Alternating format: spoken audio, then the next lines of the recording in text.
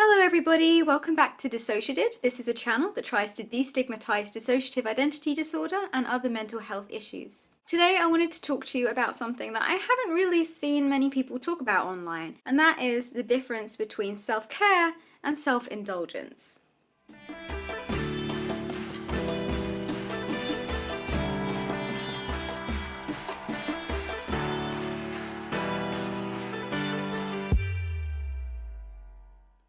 A lot of people, when you think of self-care, will go immediately to thoughts like, oh yes, bath bombs, face packs, staying in bed, hot chocolate, fried food. Things that are generally indulgent and not the best for you because treat yourself.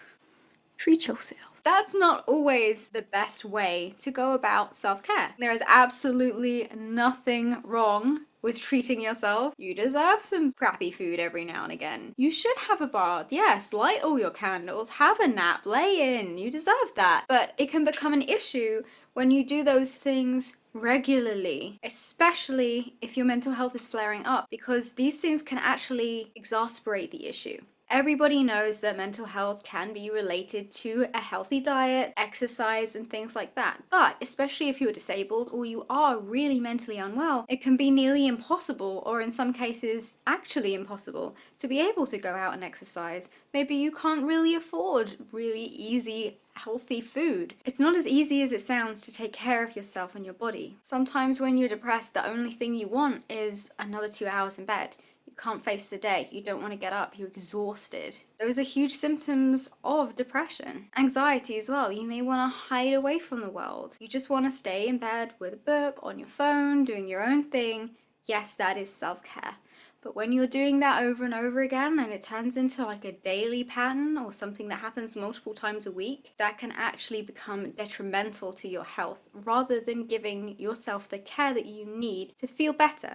That is what self-care is supposed to be about, giving yourself the love, the time, the patience, and the attention that you need to feel better and deal with the issues that are surrounding you in your life at that moment. However, if you follow this forward to such an extent that it becomes detrimental to your health, it is no longer self-care. If it's something that you rely on to feel okay, if you're unable to go about your daily life, or you find yourself every morning just another hour in bed, just another 15 minutes, oh, I can't face cooking again today, I'm gonna order takeout again. That's not self-care if you're doing it regularly. Care for yourself. That is what self-care is about, listening to your body and listening to your needs. A lot of people will immediately jump to the things like face packs, laying in bed and eating food, but if that's not what your body needs, then you're not caring for yourself. Just because it's the stereotype of what self-care is doesn't mean that it's directly applicable to you at that moment. Yes, if you are extremely stressed or you feel like you need a break, even if you don't feel like you need a break, if you've been working hard, treat yourself. Self-care can absolutely be some time in the bath, some time alone, taking a day off, having a lay-in. That is so important, and I'm not saying it isn't. But self-care can also be things like, I really want to stay in bed for an extra hour, but I know that's going to make me feel crap. I need to get up and make sure that my routines are regular. I had my nap or lay-in or whatever a couple of times this week. It's good for me now to take care of myself and make myself get up, because otherwise it's being self-indulgent rather than caring for what your body needs. The same with fast foods and things like that. There's got to be a turning point where it goes from being self-care to self-indulgent, when it crosses the line of being something that you deserve and is a nice treat into a coping mechanism, and that's where it becomes an issue. You need to be able to have a healthy discipline in order to have a healthy life. It is absolutely okay if for some reason your disability or your mental health is too bad that you literally can't do these things, but there's got to be a part of you that focuses on, okay, what is my body telling me right now? Because so many people just focus on how they feel or what they need to get done, or what has to happen today, how terrible life is, and it can be so easy to get sucked into stuff like that. But if you're thinking like, oh, I feel so depressed and things like that, or oh, my body hurts, I have a stomach ache, why is your body telling you that? Are you not eating enough? Are you not eating healthily enough? Are you not getting enough sleep? Do you need to leave the house for a little bit? Are you too hot, too cold? Do you need to change something in your environment? How long has it been since you saw someone externally? How long has it been since you had human interaction? You need to listen to the things that your body is telling you, and trying to figure out why it's telling you that will help you care for yourself better. That is also self-care. Doing things that you don't want to do in order to make your life better and keep you healthy. I know that this might sound that I'm kind of preaching from a place of privilege. I'm sorry if it's coming across like that. I really don't mean it to, because this stuff is so much easier to say than it is to do. I get it. I've been there. I have chronic fatigue syndrome. If you don't know what that is, I did a very raw video of it while I was having an episode, if you'd like to call it that, which you can watch up there. And I completely get how disabilities and mental health can completely interfere in your life, and all you want to do is care for yourself in ways that are very comforting or recommended by society. Things like if you've broken up with your partner, you want to stay in bed, you want to eat chocolate and ice cream because that's what all the movies tell you should do, you know? And you look at that and think, yeah, I'm taking care of myself. Yeah, I'm doing this for me because I deserve it. Yes, you do deserve it, but not if it's going to make you feel more awful in the long run. It's also important to find that balance between what is healthy and what is nice and comforting and you deserve.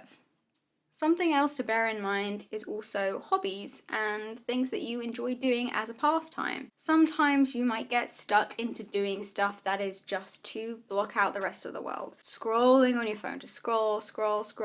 I do this all the time and it's just a way to switch off. But if you're not actually interacting and exercising your brain and doing something that spiritually fulfills you, that doesn't have to be anything to do with spirituality in terms of connecting to something higher than yourself, just something that makes you feel fulfilled, makes you feel like you, makes you feel like you can do something important and you're doing something that is pleasant for you, something that is a reminder that you can do something nice, something that makes you feel good. That's what a pastime is, and a hobby. Don't get sucked into just trying to block out the world. There are still good things, there are still things you can do even if you're bedridden, even if your mental health is at your absolute worst, even if you've had a relapse. If you have had a relapse, we made a video on that, by the way, which might help you completely understand that when you get to that level of despair, you don't always want to do stuff, anything, even things that you enjoy. Sometimes you lose all your enjoyment for the things that you used to enjoy, and that in itself is depressing and quite frightening. Trying out new things. Maybe you really enjoyed playing an instrument. Maybe you really liked drawing. Maybe you're absolutely rubbish at it, but you enjoy it. That's self-care too. Indulging in things that make you feel good, that aren't damaging to your body and your health, especially things that will get you active, or something that will make you feel proud of yourself and what you can achieve, or help you learn a new skill, is very important for self-care. Being able to connect with the world around you, as well as connecting with yourself and listening to what your body and your brain is telling you that you need. Learning to read those signs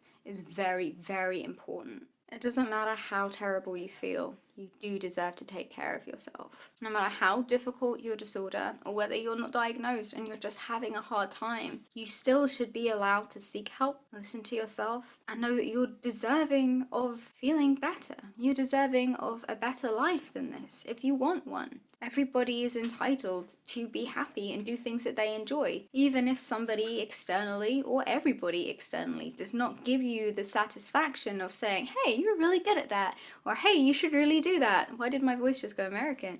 But, hello? Apparently it's only American people who say that I'm good at things. That must be what I've just interpreted. I'm joking.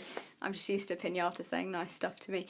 But you deserve to feel good because of who you are inherently, not because you're doing something that somebody else finds cool or exciting or praiseworthy. You don't have to always be doing something to impress someone else or to further your life in terms of your family or academics or career. It's okay to take time to do things for yourself, even if that's not going to get you anywhere in terms of loads of likes on Instagram or progressing further in the direction that you want to go professionally. It's alright to take time for yourself. It's okay to explore new things and find something that you love doing. You're never too old, you're never too sick. You can do whatever you want whenever you want. as long as you have the means and the ability and nobody's stopping you. There is no reason to fear being terrible at something when you start it, unless you have an extremely unique inherent skill and you're a complete maestro off the bat, which is very rare. You're gonna be terrible at first. But if it makes you feel good, like I'm an awful dancer. I'm an awful dancer, but I remember, trigger warning for mention of an attempt on my life. The first time that Chloe tried to end her life and she came out of it alive, the very first things that she was thinking was, if I survive this, I want to learn to dance. That was, oh my god, that was like 6 years ago. Still haven't learned to dance. How sad is that? What are you waiting for? Do something that fulfills you. Do something that you've always wanted to do and have just never taken the steps to do it. Do something that is going to make you happy. It does not have to be as simple as what the TV tells you you should do in this situation. Just do something that feels good to you. And know that that's not selfish. It's not selfish to indulge yourself. You deserve to have a fulfilling life. And having pastimes, trying new things, exploring the world and exploring yourself is part of having a meaningful existence. So if you are very depressed, or your mental health is acting up, or your disability is really getting you down, try broadening your horizons and reminding yourself that there is more outside of life than you've already experienced. And this can be so hard, especially if your illness is chronic or terminal. And I get that. I really get that. It's scary to know that you might not ever get better and that this is it for you. But your world is only as small as you make it. There are so many things to experience. There are so many skills that you might be absolutely incredible at and would never know. Something that makes you feel really, really wonderful about yourself or connected to the world around you, to the people around you, and to yourself. Don't wait to try something new. That's self-care too.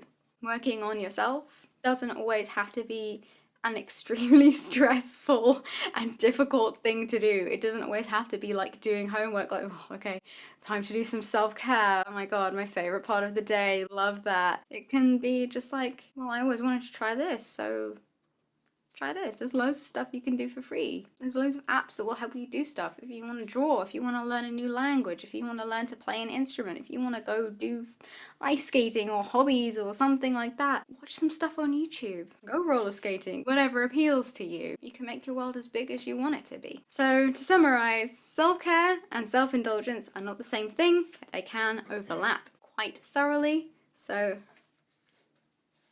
do what you love what you do, and most importantly, love yourself and the people around you, and know that you are worth the time and the effort. You're allowed to be proud of yourself.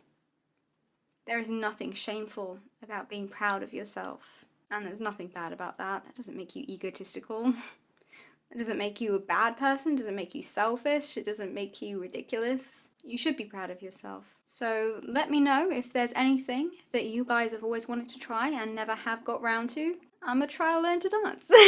Let me know. And if there's anything that you can do right now, book it, do it, start it. Find a YouTube channel that will help teach you what you want. Do something different. Change the direction of your life just a tiny little bit and see how it makes you feel.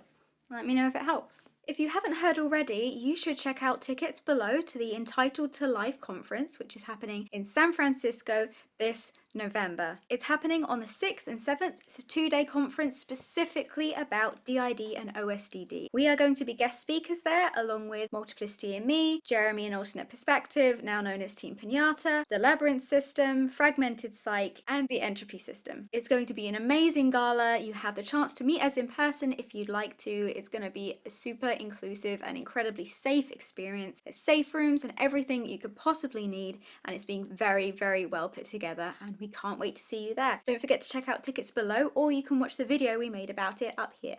Thanks for watching, everybody. Lots of love, everybody. Bye.